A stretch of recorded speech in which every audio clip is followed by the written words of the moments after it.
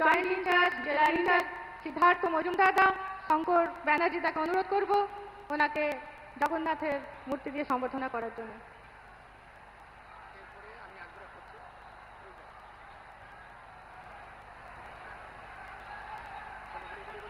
এরপর আমি আগ্রহ করছি আমাদের পশ্চিমবঙ্গের রাজ্য সভাপতি আমাদের লড়াকু নেতা সম্মানীয় ডক্টর সুকান্ত মজুমদার মহাশয়কে ওনার বক্তব্য রাখার জন্য। भारत माता की, भारत माता की। महान देशेर महान नेता Narendra Modi, Narendra Modi, Narendra Modi, Narendra Modi, JP Nadda, JP Nadda, JP Nadda. Bharat माता की, भारत माता की। जय श्री राम, जय जय श्री राम।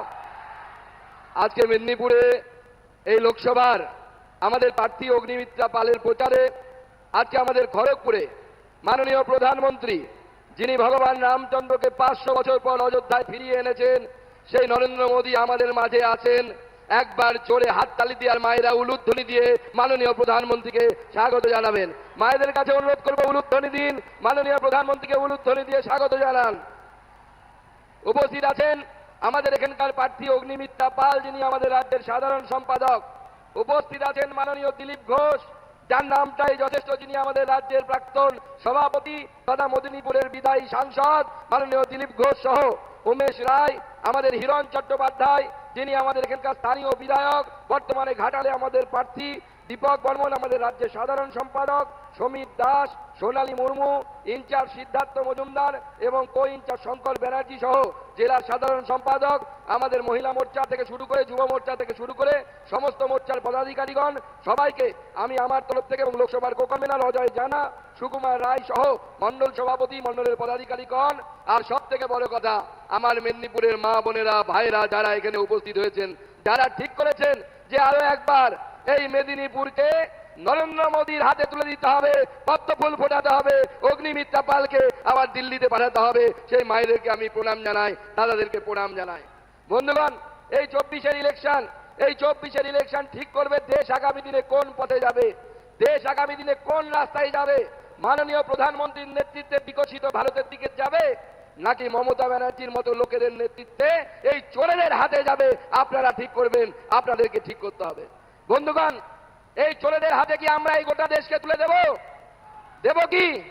তাহলে আগামী দিনে যে নির্বাচনে আপনাদের ভাতে বাবা সাহেব আম্বেদকর যে অধিকার দিয়েছে সেই অধিকারকে প্রয়োগ করুন, পদ্ম ফুলে ভোট দিন আর বাড়ি বাড়ি গিয়ে নরেন্দ্র মোদীজির আশীর্বাদ ও প্রণাম পৌঁছে দিন আর বলুন যে পদ্ম ফুলে আর একবার ভোট দিয়ে এই মেদিনীপুর লোকসভা নরেন্দ্র মোদীকে আমরা উপহার তুলে দিই, এই নরেন্দ্র মোদীর হাতে আমরা এই লোকসভাকে তুলে দিই। কারণ দিদিমণি চায় না যে এই লোকসভা থেকে শুরু করে পশ্চিমবঙ্গে ভারতীয় জনতা পার্টি আবার আগের থেকে বেশি সিট নিয়ে সামনের দিকে যাক, তাহলে পরে অভিসন্ধি সেখানে পূরণ হবে না। তার অভিসন্ধি কি? তিনি বলছেন ভারত সেবাশ্রম সংঘ কেন পলিটিক্স করবেন, কেন রামকৃষ্ণ মিশনের কিছু স্বামীজি বিজেপিকে ভোট দেওয়ার কথা বলবেন, কখনো বলছেন ইসকন কেন বিজেপিকে ভোট দেওয়ার কথা বলবেন। দিদিমণি, যখন ইমাম অ্যাসোসিয়েশন থেকে যখন চিঠি দেওয়া হয় যে তৃণমূলকে ভোট দিন, তখন তো তোমার মুখ দিয়ে শব্দ বেরোয় না। এখন যখন ইসকন বলছে, ভারত সেবাশ্রম বলছে, তখন তোমার জ্বালা উঠে যাচ্ছে। তাই আমি, মুখ্যমন্ত্রী তো নির্লজ্জ আমাদের, তিনি কারো কাছে ক্ষমা চাইবে না, তিনি রামকৃষ্ণ মিশন, ভারত সেবাশ্রম সংঘ, ইসকনের অবদান জানে না। আমি বাঙালি হিসাবে, এই রাজ্যবাসী হিসাবে স্বামী পরমানন্দজি মহারাজ থেকে শুরু করে বিবেকানন্দ, রামকৃষ্ণ পরমহংস থেকে শুরু করে এবং প্রভুপাদ থেকে শুরু করে তাদের উত্তরসূরিদের কাছ থেকে আমি হাত জোর করে ক্ষমা চেয়ে নিচ্ছি যে আমাদের মুখ্যমন্ত্রী তিনি আপনাদেরকে যে অপমান করেছেন সেই অপমান আপনারা যোগ্য ছিলেন না, আপনারা এই ভারতবর্ষকে সামনের দিকে নিয়ে গেছেন। সেই জন্য আগামী দিনে নরেন্দ্র মোদীর নেতৃত্বে এই সরকারকে আবার সামনের দিকে নিয়ে যেতে হবে, যিনি আগামী দিনে 5 বছর 80 কোটি মানুষকে ফ্রিতে রেশন দেওয়ার ব্যবস্থা করেছে। এটা নরেন্দ্র মোদীর গ্যারান্টি। কি রেশনে গেলে ফ্রিতে রেশন পাচ্ছি তো? পাচ্ছি তো? আর তৃণমূলের গ্যারান্টি কি? মোদীজি রেশন পাঠাবে আর তৃণমূল সেই রেশন চুরি করবে। এটা হচ্ছে মোদীজির গ্যারান্টি, এটা মোদীজির গ্যারান্টি। আর তৃণমূলের গ্যারান্টি হচ্ছে রেশন চুরি করা। তাই আগামী দিনে বন্ধুগণ, আমি আমার বক্তব্যকে দীর্ঘায়িত করব না। মাননীয় প্রধানমন্ত্রী আমাদের মাঝে উপস্থিত আছেন, তাকে বক্তব্য রাখার জন্য আমি আহ্বান জানাবো। মাননীয় প্রধানমন্ত্রীকে অনুরোধ করব তার বক্তব্য রাখার জন্য। মাননীয় প্রধানমন্ত্রীকে জোরে ধ্বনি দিয়ে স্বাগত জানান।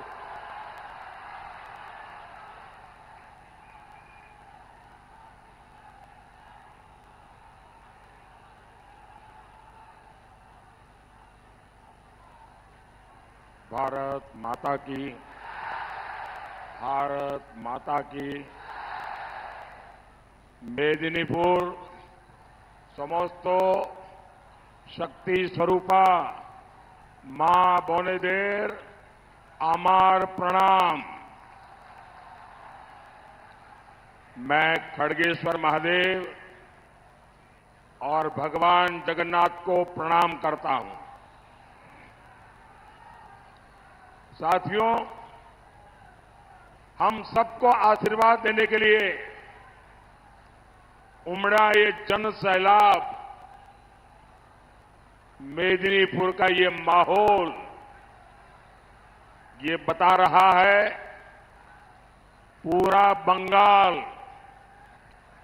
विकसित भारत के लिए संकल्प ले चुका है।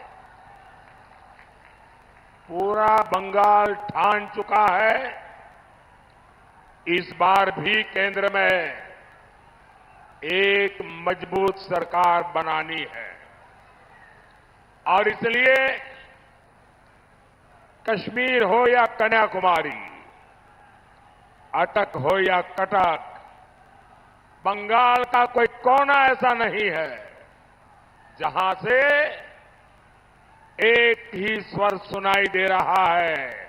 फिर एक बार, फिर एक बार, फिर एक बार।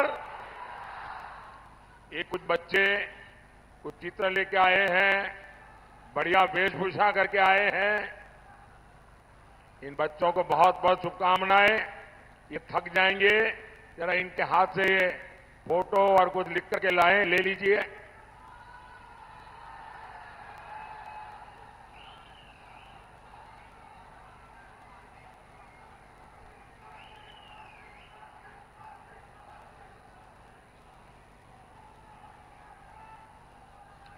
जय श्री राम,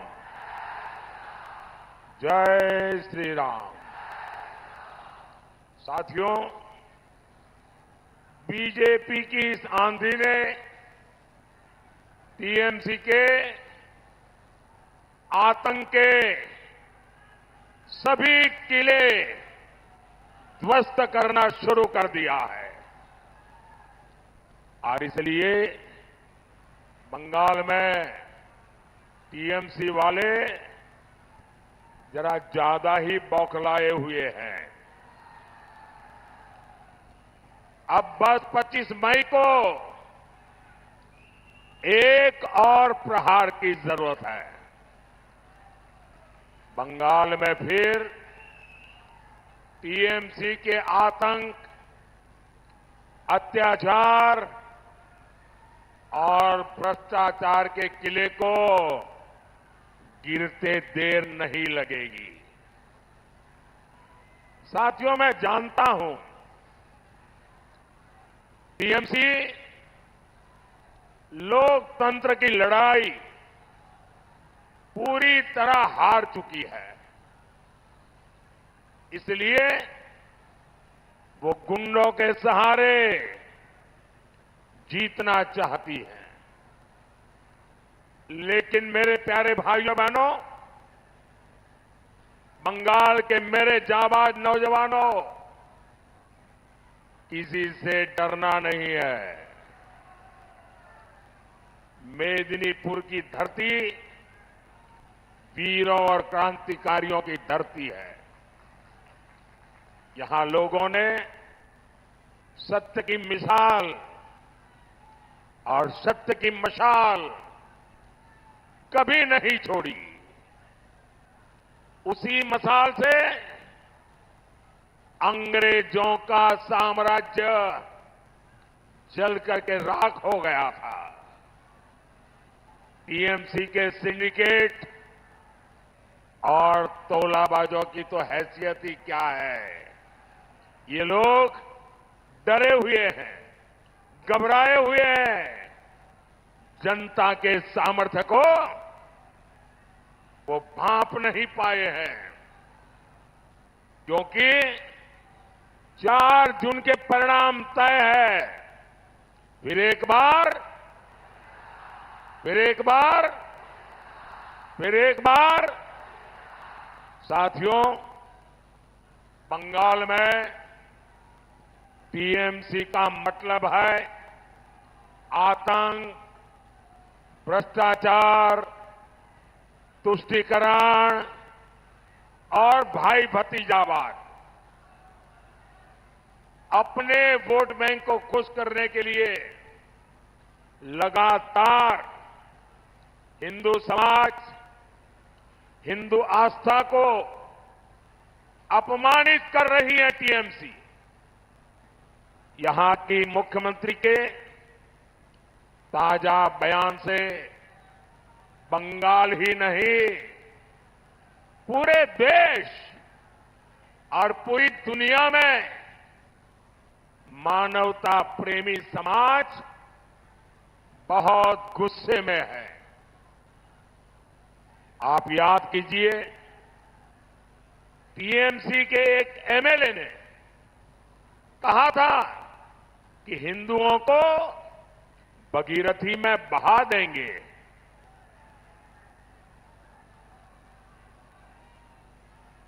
संतों ने ऐसी राजनीति न करने की सलाह टीएमसी के नेताओं को दी और इससे यहां की मुख्यमंत्री भड़की और मुख्यमंत्री ने सारी हदें पार कर दी है। मुख्यमंत्री ने रामकृष्ण मिशन, इस्कॉन और भारत सेवाश्रम संघ पर भद्दे भद्दे आरोप लगाए हैं, संत समाज का अपमान किया है। साथियों, ये हिंदुओं को मिटाने की बात करने वाले एमएलए को एक शब्द भी कहने को तैयार नहीं, लेकिन संदेश खाली के गुनहगार शाहजहां को बचाने के लिए दिन रात एक कर रहे हैं। ये लोग राम का नाम लेने वालों को गालियां देंगे, ये लोग रामनवमी मनाने नहीं देंगे और मोदी के खिलाफ वोट जिहाद की अपील करेंगे। यही टीएमसी और इंडी गठबंधन वालों की सच्चाई है। वोट बैंक के सामने घुटने टेकने वाली ऐसी टीएमसी सरकार आपका एक वोट भी पाने की हकदार नहीं है।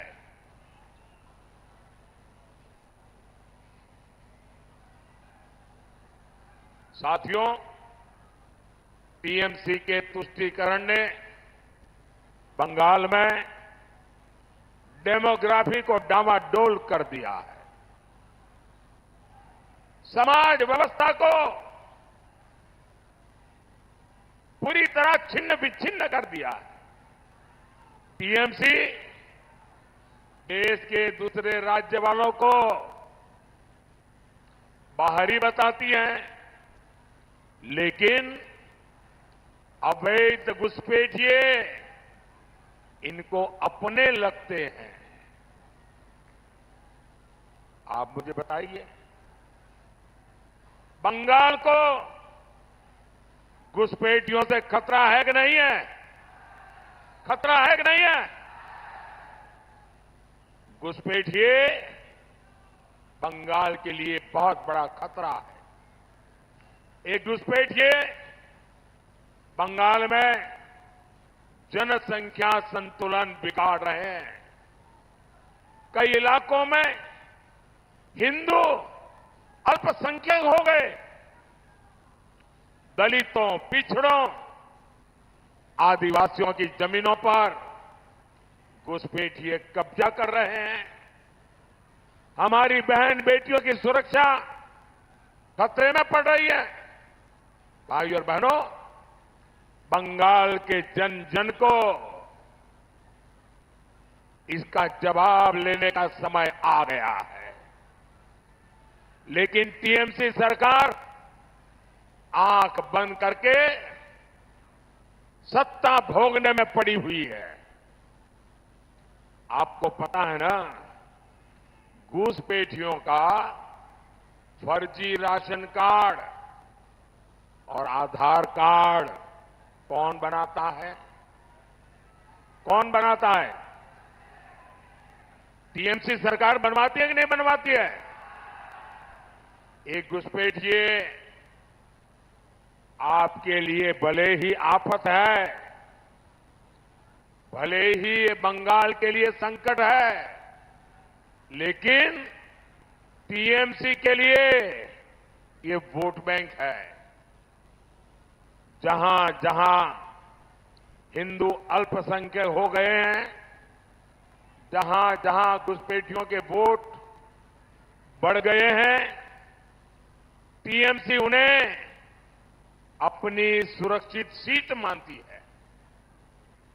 इसलिए टीएमसी बंगाल की पहचान मिटाने का एक खतरनाक खेल खेल रही है। टीएमसी की प्लानिंग है घुसपैठियों को न्योता और बंगाल के लोगों से नफरत। इन्होंने बंगाल की कानून व्यवस्था पूरी तरह चौपट कर दी है। इन्होंने बंगाल का उद्योग व्यापार चौपट कर दिया है। इन्होंने बंगाल का रोजगार चौपट करके रखा है। हमारे बंगाल के लोगों को मजबूर होकर आज बाहर जाना पड़ रहा है। और इस वजह से जो जगह बन रही है वो टीएमसी के अपने प्रिय घुसपैठियों को दे रही है। टीएमसी की साजिशों को रोकने के लिए केंद्र में एक मजबूत बीजेपी सरकार बहुत जरूरी है। जब तक मोदी है, मैं इनके इरादे कभी भी कामयाब नहीं होने दूंगा।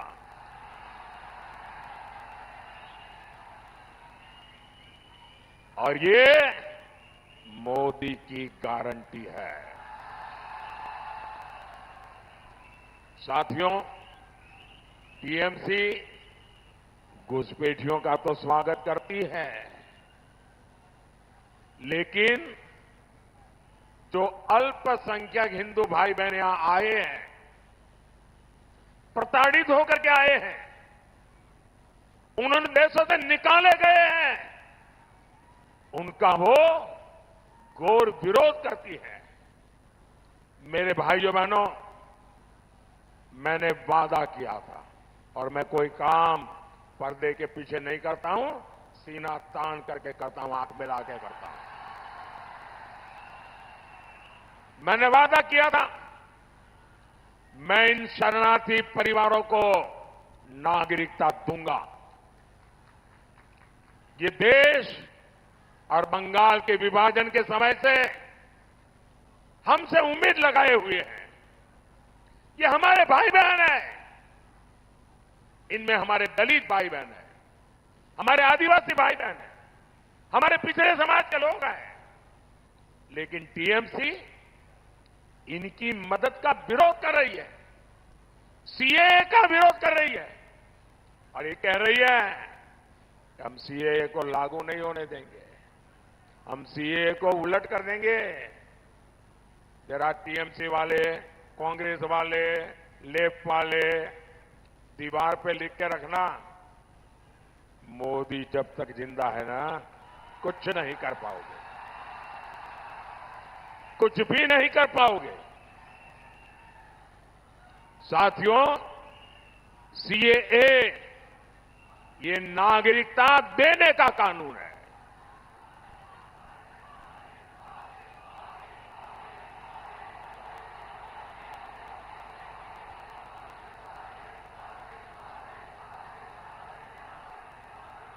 लेकिन ये टीएमसी झूठ बोलने की उसकी आदत जाती नहीं है।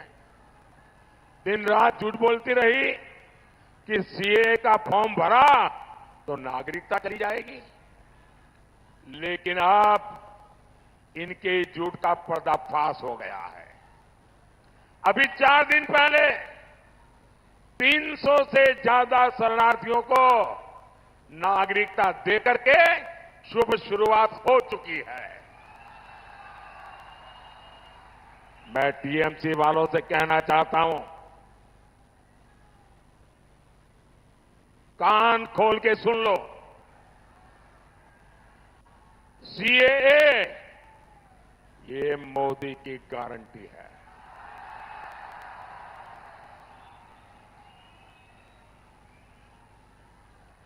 हिंदू, बौद्ध, सिख, जैन, ईसाई, पारसी, अल्पसंख्यकों को नागरिकता मिलकर के रहेगी और अवैध घुसपैठियों का आतंक बंद होकर के रहेगा। साथियों, कांग्रेस और टीएमसी ये दोनों एक ही सिक्के के 2 पहलू है। ये लोग एक दूसरे को बंगाल में गाली देते हैं और फिर दिल्ली जाकर दोस्ती निभाने लगते हैं। टीएमसी बंगाल में भले ही अनग चुनाव लड़ने का नाटक कर रही हो, लेकिन दिल्ली में टीएमसी इंडी गठबंधन की पार्टनर है।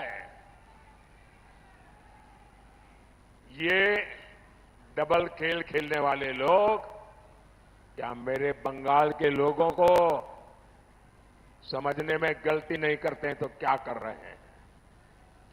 ये बेवकूफ बनाने, धोखाधड़ी करने को राजनीति मानते हैं।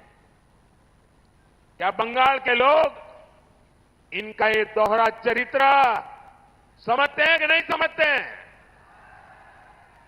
साथियों, पिछले 10 साल से मोदी का मंत्र है बंगाल का विकास, पुरजोश विकास, चारों तरफ विकास। लेकिन टीएमसी का एजेंडा है बंगाल के विकास को ठप करना। खड़गपुर से भुवनेश्वर के लिए हाई स्पीड सड़क हो, बंगाल में 36,000 किलोमीटर ग्रामीण सड़कें हो, अमृत भारत स्टेशनों का विकास हो, यहां से चल रही वंदे भारत ट्रेनें हो, ऐसे अनगिनत काम ये सब किसने किया? किसने किया?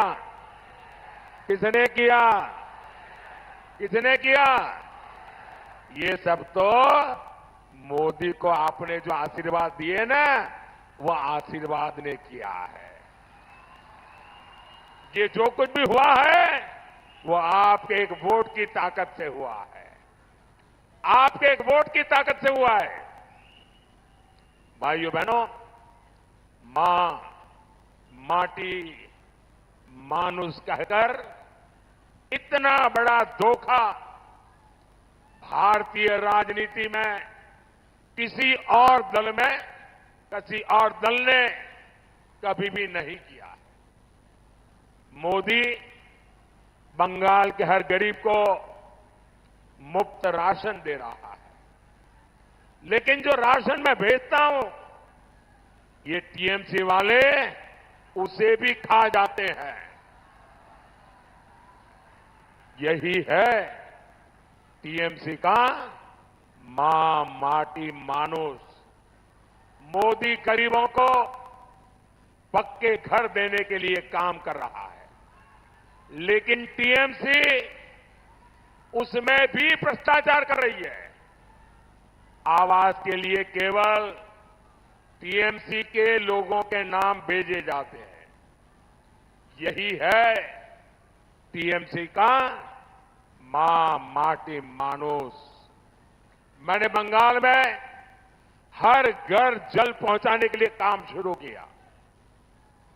इन्होंने जल जीवन मिशन के नाम पर केवल पाइप बिछाए, पानी अभी तक नहीं पहुंचा। पानी का पैसा तक टीएमसी वाले खा गए। और मुझे अभी पुरुलिया में हमारे एक साथी ने बताया कि जल जीवन मिशन का पानी पहुंचाना ही पाइप डालना है, तो इनके तोलाबाज उस घर वालों से 2,000-2,500 रुपया मार लेते हैं, तब तक काम नहीं होने देते हैं। यही है टीएमसी का मां माटी मानुस। साथियों, मेदिनीपुर हमारे शुभेंदु अधिकारी और दिलीप घोष की कर्मभूमि रहे हैं। और दिलीप को मैं राजनीति के पहले से जानता हूं। मेहनत करना उसके स्वभाव में है, वो चैन से बैठ नहीं सकते। और उन्होंने पार्टी अध्यक्ष के नाते भी दिन रात एक किए थे। शुभेंदु जी यहां टीएमसी के अत्याचार से लगातार लड़ रहे हैं। वे भी बहुत तेजी से बंगाल के लोगों के सुख सुविधा के लिए लड़ाई लड़ रहे हैं। इसलिए मेदिनीपुर में बीजेपी कार्यकर्ताओं की विशेष जिम्मेदारी है। मेदिनीपुर से बहन श्रीमती अग्निमित्रा पॉल और घातल से हिरण्यमय चट्टोपाध्याय जी, मेरा अनुरोध है 25 मई को ये मेरे दोनों साथियों को भारी बहुमत से विजयी बनाएं। और जब आप इनको वोट देंगे ना, वो वोट सीधा सीधा मोदी के खाते में जाएगा। मोदी मजबूत होगा, बंगाल के सपनों को पूरा करेगा। घर घर जाएंगे, घर घर जाएंगे। जरा हाथ ऊपर करके बताइए, घर घर जाएंगे, ज्यादा से ज्यादा मतदान कराएंगे, सभी पोलिंग बूथ जीत के आएंगे। मेरे साथ बोलिए, भारत माता की, भारत माता की, भारत माता की। बहुत बहुत धन्यवाद।